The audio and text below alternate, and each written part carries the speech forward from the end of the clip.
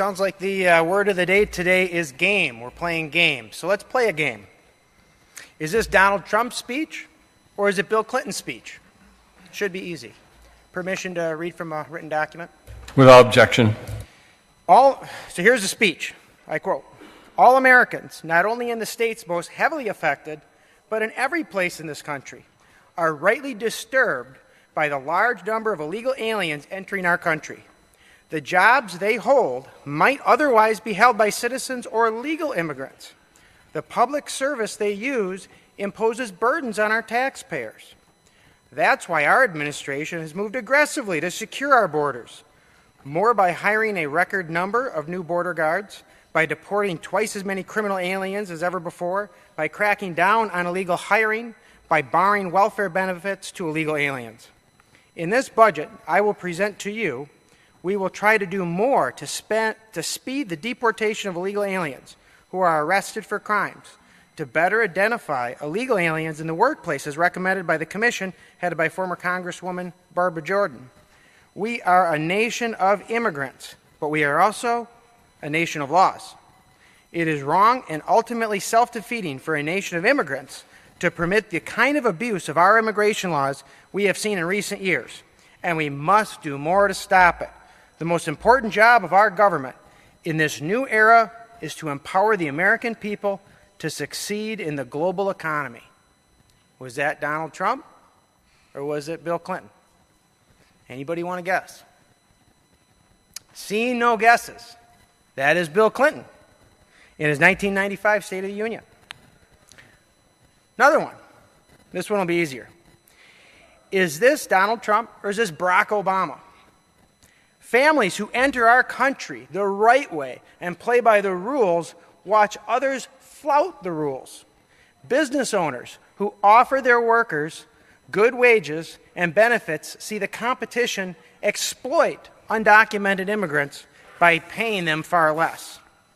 All of us take offense to anyone who reaps the rewards of living in America without taking on the responsibilities of living in America. An undocumented immigrant who desperately wants to seek those responsibilities see little option but to remain in the shadows or risk their families being torn apart.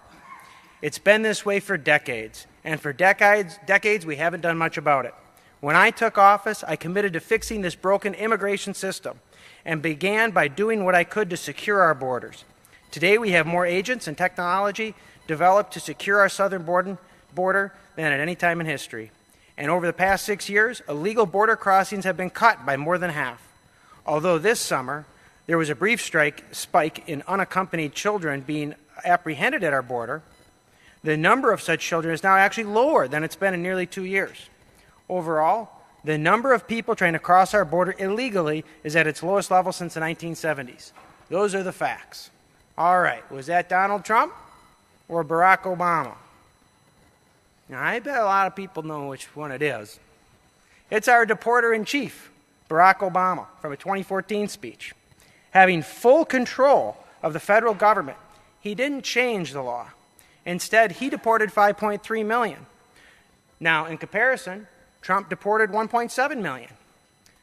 Prior to Obama, Clinton had 12 million he deported. Biden deported 5 million. Do you see the pattern? Democrat presidents deport more than Republicans.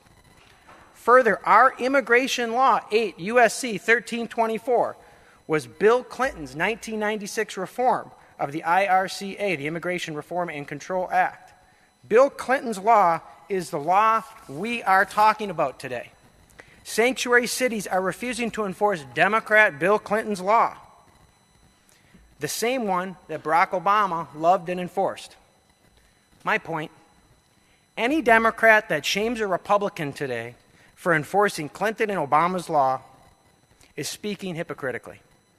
As our Savior said, take the log out of your own eye before you take the splinter out of his.